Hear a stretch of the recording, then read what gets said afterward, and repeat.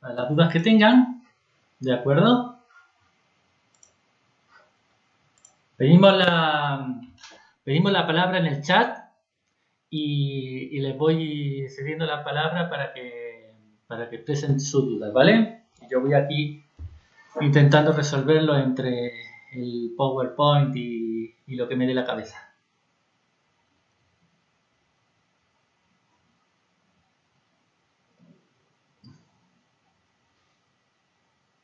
A ver, ¿quién quiere empezar?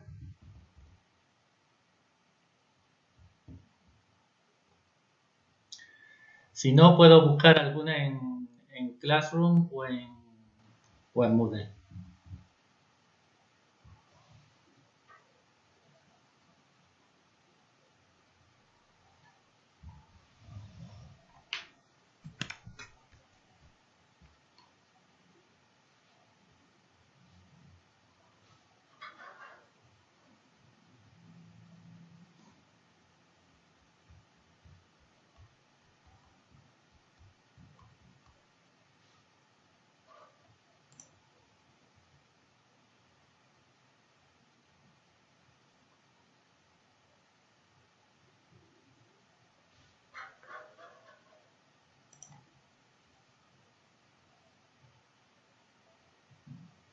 Bueno, ¿alguien quiere empezar con la duda? Ahí vamos. A ver. Bueno, Sara nos deja la primera pregunta. Entiendo que se me está escuchando bien. Dice, hola Ricardo, perdón por no usar el audio, pero no me deja.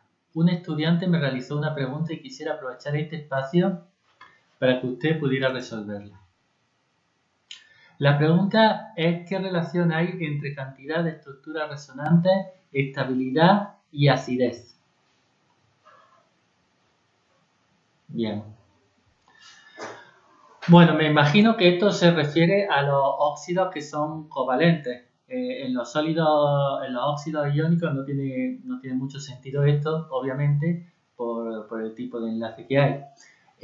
Con respecto a la cantidad de estructuras resonantes, no veo, veamos, con respecto a la estabilidad, si va a haber una relación. De todas formas, no es solamente el número de estructuras resonantes las que les va a dar la estabilidad. Yo lo miraría más bien desde el punto de vista del tipo de enlace que se forma, si son enlaces dobles o enlaces simples, y también la relación de tamaños que hay entre los átomos. Después, si hay estructuras resonantes, bueno, habría que ver qué tipo de enlace. A ver, me parece que quizás es mejor verlo.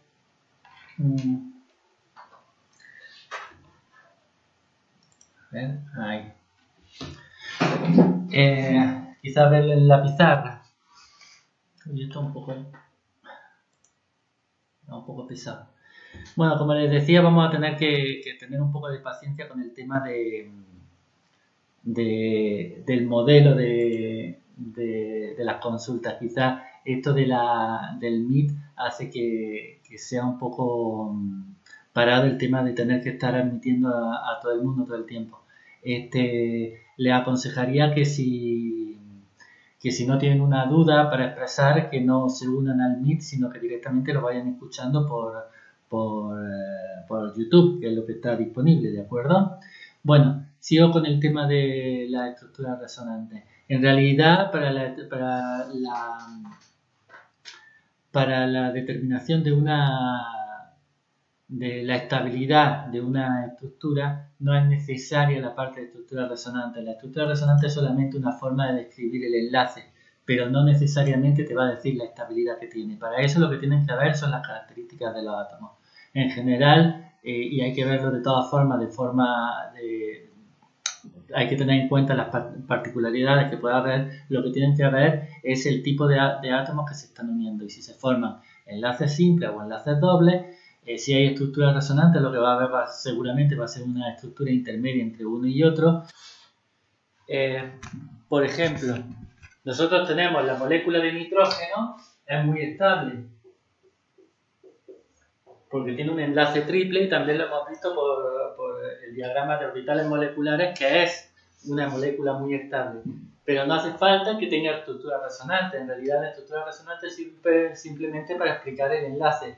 Ahora bien, qué sé yo, por ejemplo, el nitrato que tendría estructura resonante tendría perdón.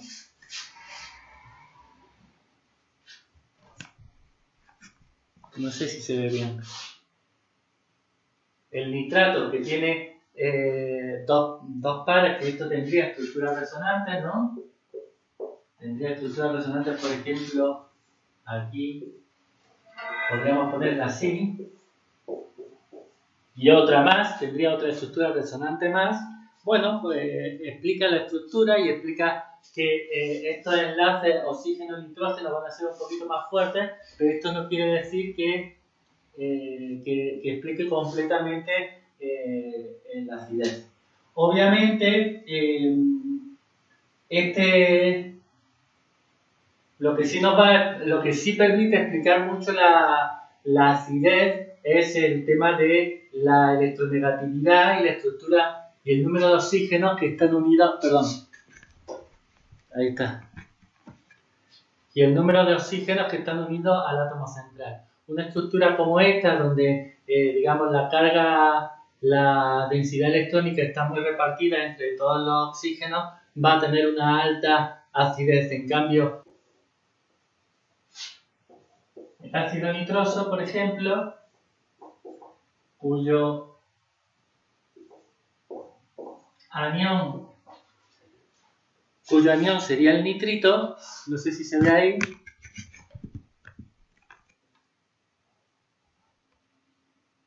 Sí, no se ve muy bien.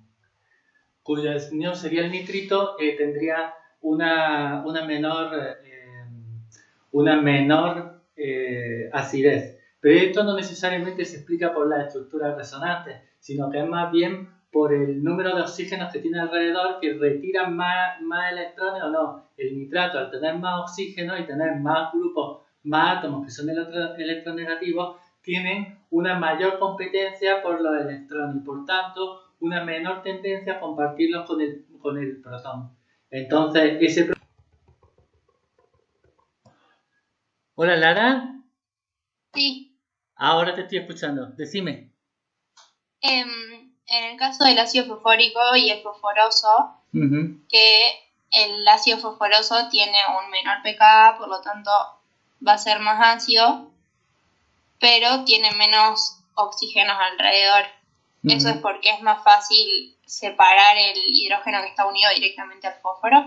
En realidad, el pKa varía de 1,24 a 2,21. Sí, efectivamente es un poquito, o por ejemplo en el fosfórico, tenemos el fosfórico exactamente 2,21 a 1,24. Sí, es más ácido, pero es muy poquito más ácido. Para mí esto es prácticamente una cosa homóloga, ¿de acuerdo? No es que tengamos una variación de 6, por ejemplo, a 1, ¿de acuerdo? No es una variación, bueno, por ejemplo, o sea, lo que quiero es que un poquito maticemos el tema del pKa es menor, porque una cosa es que el pKa varíe 6 unidades a que varíe prácticamente una unidad. O sea, sí es más ácido, pero es un poquito más ácido solamente, ¿de acuerdo? Claro, claro. Bien, ahora bien, lo que ocurre con estos ácidos del fósforo, los ácidos del fósforo, es que realmente hay una diferencia estructural con el resto de los oxoácidos. Fíjate, por ejemplo, que frente al nítrico, por ejemplo, que solamente tiene hidrógenos unidos mediante un oxígeno, ¿de acuerdo? Son todos OH. En el caso del fosforoso tenemos hidrógenos que están unidos directamente al fósforo, ¿de acuerdo? Entonces no es que sean unidades isoestructurales, no tienen la misma estructura el ácido hipofosforoso que el fosfórico. En el caso del fosforoso tenemos dos hidrógenos y dos oxígenos unidos al átomo central. En cambio en el fosfórico son 3 oxígenos los que tenemos unidos, ¿de acuerdo? Entonces en realidad estos dos hidrógenos no están disponibles y están actuando de una forma diferente a la que hace por ejemplo el los OH que tiene unidos acá, ¿de acuerdo? Entonces eso es lo que hace que digamos, la estructura no sea lo mismo y entonces no se puedan establecer relaciones claras entre el fosfórico y el fosforoso. Un compañero vuestro me había preguntado en Classroom sobre cómo, si había algún parámetro que pudiera indicar cuándo se producía alotropía. Y en realidad no hay un parámetro claro en el que se puede utilizar. Básicamente vamos a tener alotropía cuando tengamos enlaces que puedan variar, o sea, enlaces que no sean muy definidos. Por ejemplo, el nitrógeno, ¿por qué no presenta alotropía? Porque tiene una molécula que es tan estable que no tiene opción, digamos, una opción energética similar en donde pueda formar unos enlaces distintos, un número de coordinación distinto y por tanto formar un alótropo distinto. De todas formas, con esto les quiero hacer una salvedad. Recientemente, hace un par de días, en internet salió que habían encontrado una forma alotrópica del nitrógeno que es que sería isoestructural con la del fósforo negro, la que tiene la lámina, digamos, de átomos, en este caso serían de nitrógeno. Pero esto está hecho en unas condiciones de presión y temperatura muy particulares, ¿de acuerdo? Se producen unas altas presiones, de hecho se hace en una máquina especial que tiene unos pistones de diamante que son tan duros que permiten llegar a unas presiones altísimas. Entonces, en esas condiciones de altísima presión se consigue un alótropo del nitrógeno. Con esto les quiero decir que en muchos casos alótropos se consiguen. Lo que pasa es que hace falta condiciones muy extrañas. Y con eso también quiere decir que prácticamente cualquier elemento bajo unas condiciones extremas va a producir alotropía. Ahora, bajo las condiciones normales, nosotros necesitamos que a presión y temperatura ambiente o una presión y temperatura manejables haya diferencias de energía muy pequeñas entre una estructura y otra. ¿De acuerdo? Entonces, en esas condiciones, ¿qué hace falta? Que las condiciones de enlace no varíen mucho, es decir, que estar en una disposición o estar en otra, a los átomos no les cause una pérdida de energía muy grande o un coste de energía más bien muy grande.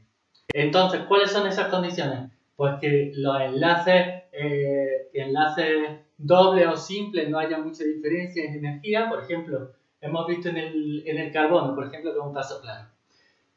La energía del enlace simple es muy similar, bueno, sería el doble de la energía simple, es muy similar a la energía de un enlace doble. Entonces, a los átomos no les cuesta mucho pasar de un enlace doble a un enlace simple.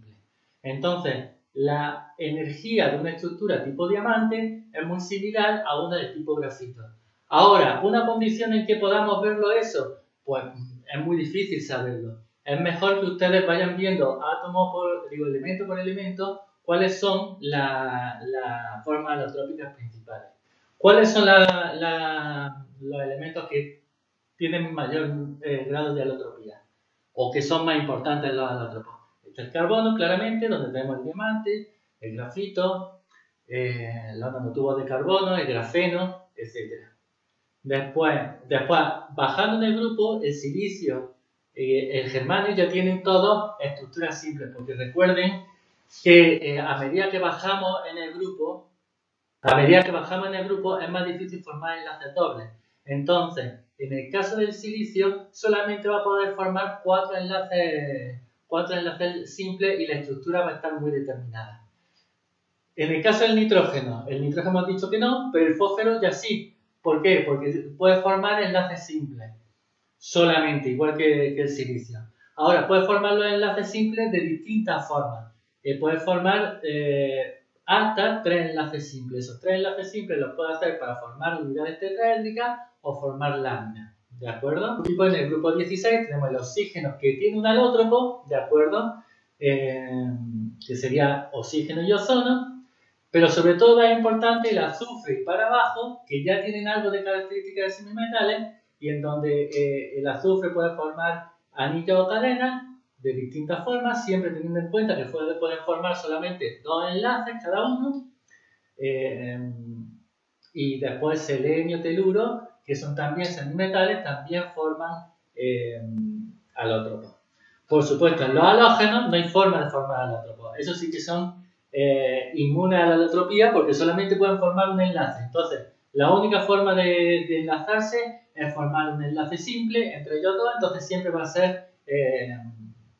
a ser dihalógenos, ¿de acuerdo? Moléculas de dihalógeno y eso no tiene alotropía. Bueno, cuando hablamos de interhalógenos, cuentan también los dihalógenos y los aniones, cationes, es decir, F2. Mirad, interhalógenos, los dihalógenos no los contemos como interhalógenos porque no hay un átomo. Veamos, vamos a matizar un poco. Si el dihalógeno son los dos iguales, o sea, flúor, moléculas de flúor, dicloro, dibromo, diyodo, esos no. Porque los dos son tienen igual electronegatividad. Si se acuerdan, como hemos definido interhalógeno, es una molécula en la que hay dos halógenos distintos, ¿de acuerdo? Y por lo tanto que tienen distinta electronegatividad. Uno actúa como átomo central y los otros actúan como átomos, como átomos periféricos.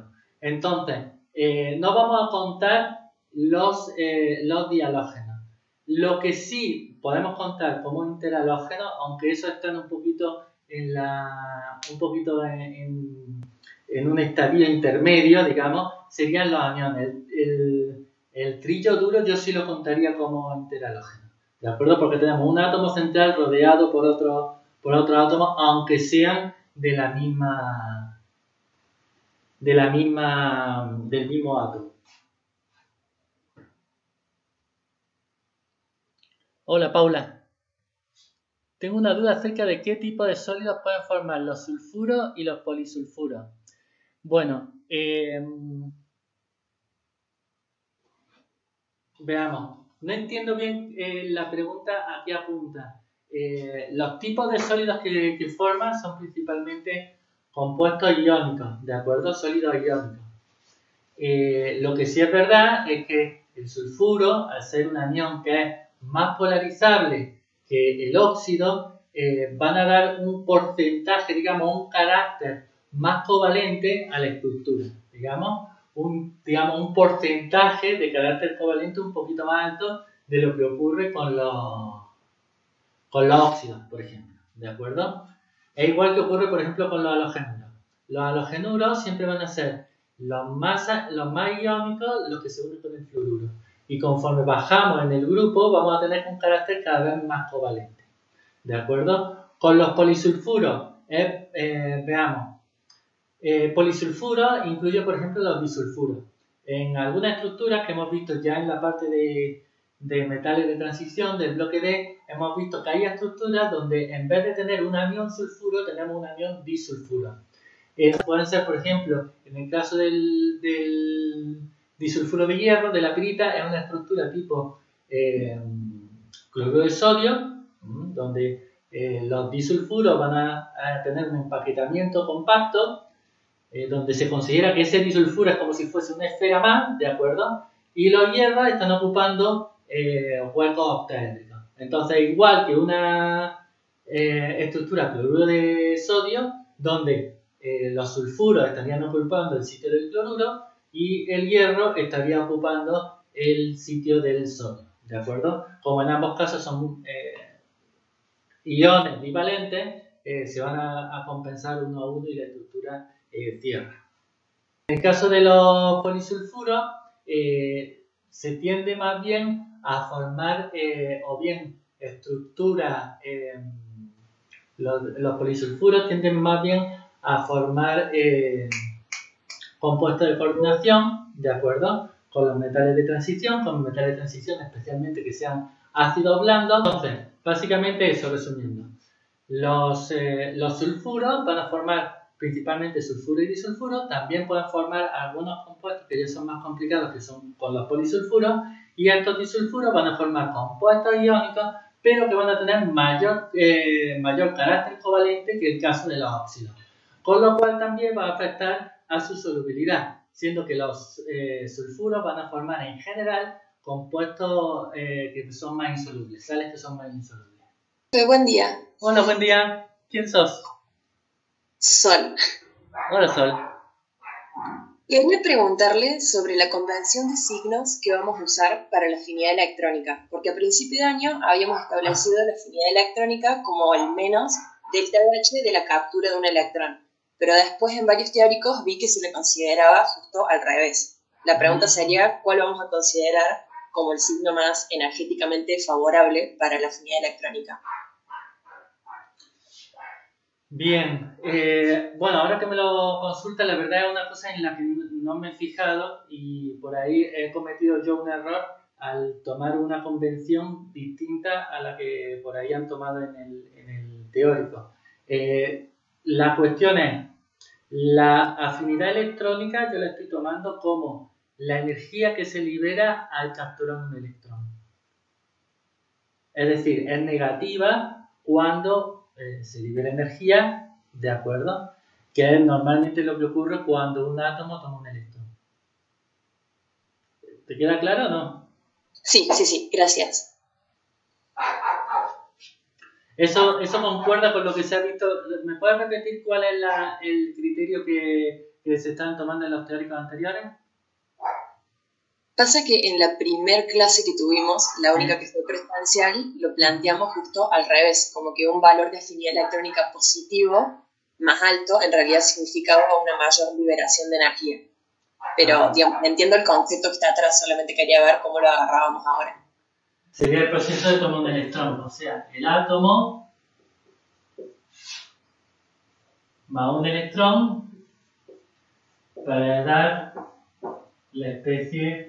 Esto sería también gaseoso, ¿no? Ese proceso. Así es el criterio que yo he estado tomando. El año que viene nos pondremos de acuerdo para hacerlo de una forma u otra.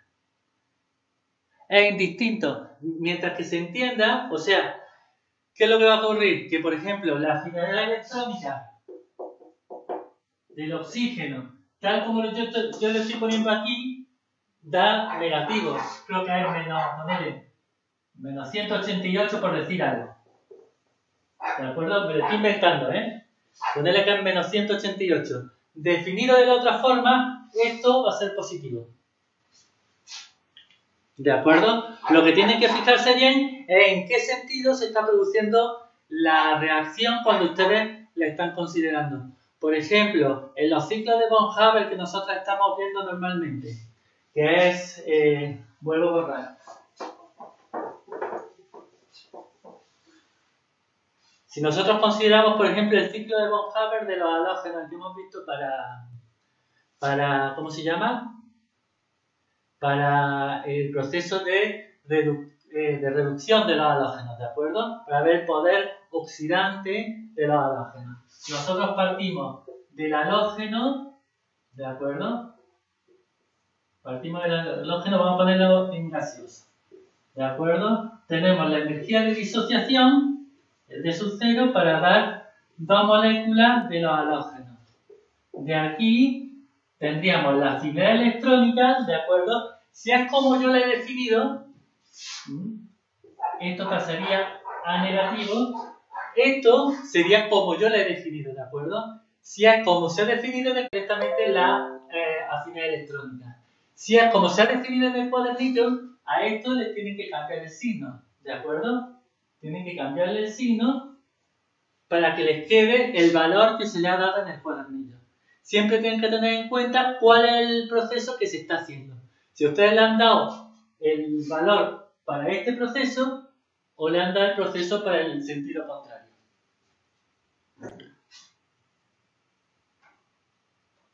Me enrollo mucho, pero bueno.